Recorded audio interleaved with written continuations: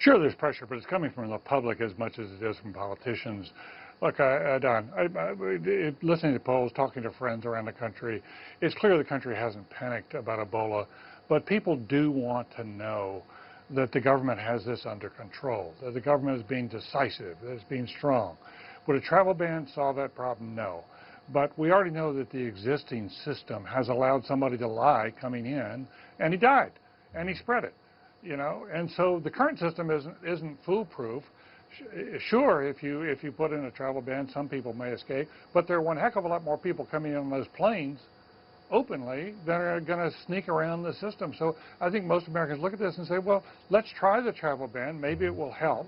You know, and a strong majority would like to see that, but most of all, they would like a sense of confidence that the government is on top of this, that there's somebody running this who is the public voice of the government, telling them in a strong, calming way what is being done, how we're minimizing this. We're going to have some more deaths. What you're talking about, David, is what many people call a czar, an Ebola czar. Right. The president spoke out about that. Listen.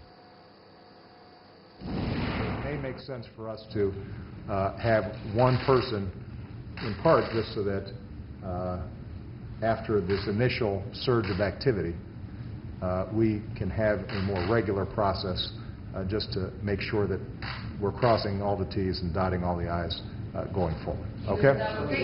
So, if I appoint somebody, I'll let you know. So he said he's not, so he hasn't decided that. I thought that was a very good answer. I'll let you know as soon as I do it. But here's the question here. He said that that he believes that his officials, national security, health officials, were doing a great job.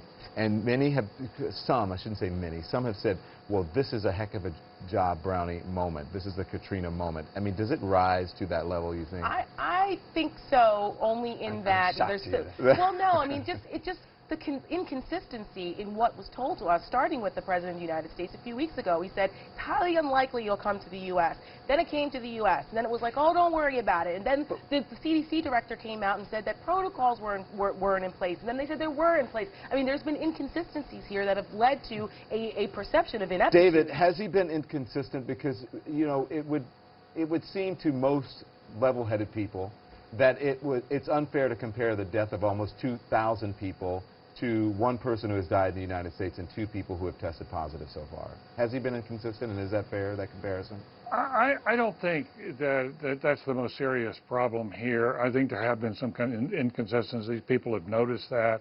I have worried a lot that Dr. Frieden, who runs the Center for Disease Control, who was regarded as an outstanding health commissioner in New York City under Mayor Bloomberg, and during the Bloomberg years with 2 health commissioners, as you well know, Don, they would argue that life expectancy in New York actually went up by 3 years on average. So he's got a good record coming into this. He has been, I think he's been caught short on a few things. What is missing, though, frankly here, Don, is we don't have a Surgeon General. Yes. We don't have a U.S. Surgeon General, because we had a terrific guy the president put up, Vivek Murthy, and he should have been confirmed, but the Republicans, blocked that, and they, for whatever reason, they've not had a new nominee go up there. The Surgeon General should be taking the lead. Yeah, Van Jones is trying to get in here. Van, it's true. That's where the politics in all of this are coming. There is no Surgeon General. Perhaps a person who can come out, even though the Surgeon General's role, he doesn't, give the orders and say this is, but he can say, here's where we are on this. This is the protocol. And much more importantly, he can be tasked. Now, I think it's very ironic. As you know, I was called a green job czar for the president. At that time, Republicans said the czars were terrible and we should not have any czars. I believe you're bringing that up. We don't like the so now suddenly he's being criticized for not having czars. I think that's ironic. You're a TV czar, Van. Exactly. But let me tell you why I think it's actually important. Everybody else who is involved right now has other responsibilities. There's nobody in the government right now whose only job is to deal with Ebola. We need someone. Well, if you had a Surgeon General, you could task him with that, or task her with that. The problem is that right now there's nobody in the government whose only job is to deal with this, and so I think there should be someone appointed. I think it's